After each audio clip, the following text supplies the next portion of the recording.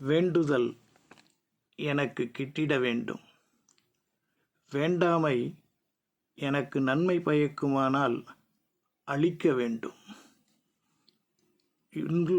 உள்ளவற்றை வைத்து அன்போடு வாழ நல்ல குணம் வேண்டும்.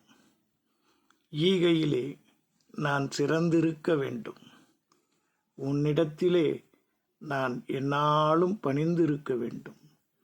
உள்ளமே, நல்ல உள்ளமே, எனக்கு நன்மை பல தந்திடல் வேண்டும். அகமது தெய்வமாகி உளமது அங்கே உருவாகி என்னை என்றும் ரட்சிக்க வேண்டிய தெய்வமாக, சந்தோஷத்தை தரும் ஒரு தோழனாக, உறவாக அமைந்திட வேண்டும். இப்படிப்பட்ட சூழ்நிலை நாம் வளர்த்து கொள்ள வேண்டும். தெய்வம் உண்டென்று சொல்லு, தேடி வருமா என்று கேட்டால் நாம் நாடி செல்ல வேண்டும் என்று சொல்லு. இதுவே உலக வாழ்க்கையின் நாம் அமைதியை தேடும் ஒரு மார்க்கமாகும். சிந்திப்போமா? எல்லாம் இன்பமயம்.